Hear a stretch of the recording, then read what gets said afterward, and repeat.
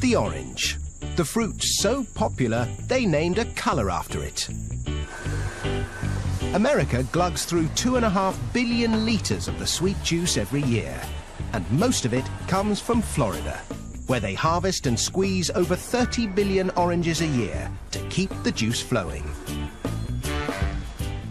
Florida, the Sunshine State, home of Disney World, Miami Vice, hanging chads, and oranges. Millions upon millions of oranges. In fact, orange trees outnumber people 3 to 1 in Florida, and they produce over 6 million tons of citrus fruit every year. And almost all of it ends up as breakfast orange juice. To grow oranges, what you need is good soil, large quantities of blissful Florida sunshine, and buckets of rain. They don't like to advertise it, but the Sunshine State is also the soggy state.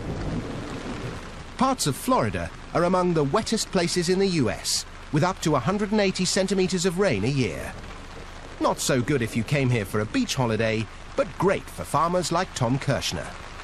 This is what adds up to giving us a good environment to grow citrus, adequate rainfall to produce large crops with lots of juice in them.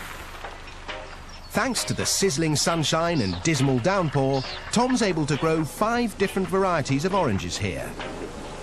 They do this because each variety ripens at different times of year, which means you can enjoy OJ all year round. But how do they know when an orange grove is ripe for harvesting? To guarantee that the juice will be liquid sunshine, the sugar-to-water content is analysed, yielding a measure known as the Brix. When it's at least 10% sugar, the oranges are ripe for the picking.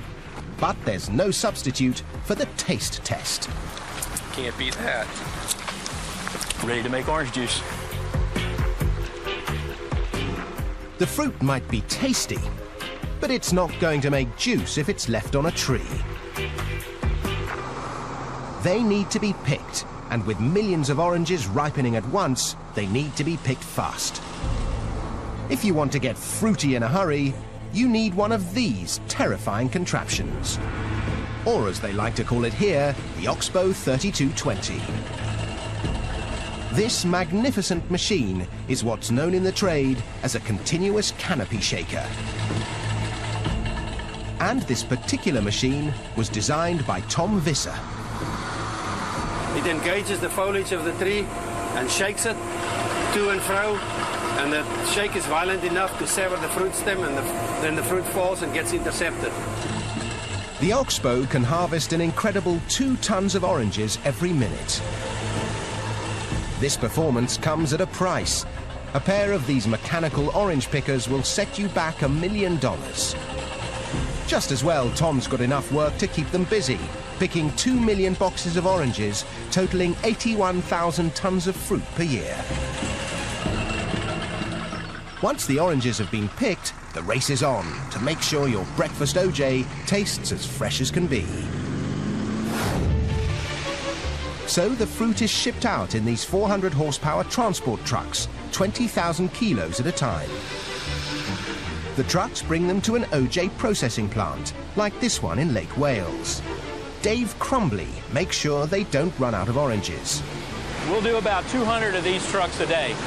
And each one of these trucks will hold about 120,000 oranges. In 24 hours, we'll be about 24 million pieces of fruit that will run through here. So, more often than not, Dave gets his daily dose of vitamin C. To begin with, the oranges are washed out of the trucks. The fruit is then carried along 2 kilometers of conveyors into the processing plant where it's graded.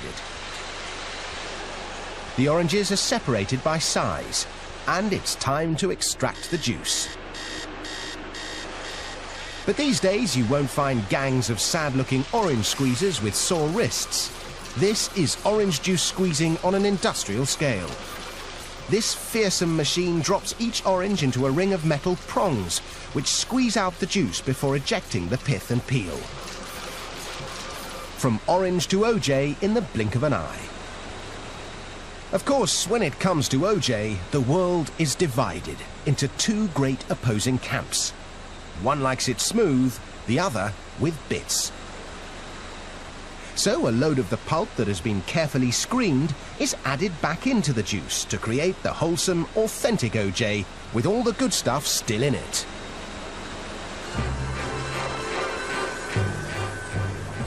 The OJ is now ready to be poured into cartons.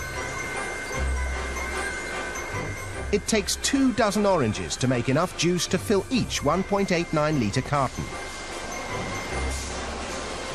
But quantity counts for nothing unless the quality's good enough to keep orange juice the world's favourite breakfast tipple. There are palates that can tell a Beaujolais from a Burgundy in an instant. And noses that can whiff a Chanel No. 19 from 100 paces. Well, these guys do the same for OJ. An expert OJ taster can spot minute variations in taste, composition and acidity. Doesn't have a very much oily feeling either, does it? There are 11 different measures of quality. Only when a batch of OJ ticks every box is it fit to be shipped. All that effort means this factory alone turns 3 billion oranges into over 250 million litres of juice every year, which makes delicious fresh OJ a luxury we can all enjoy. I love oranges. I love orange juice. Nothing any better.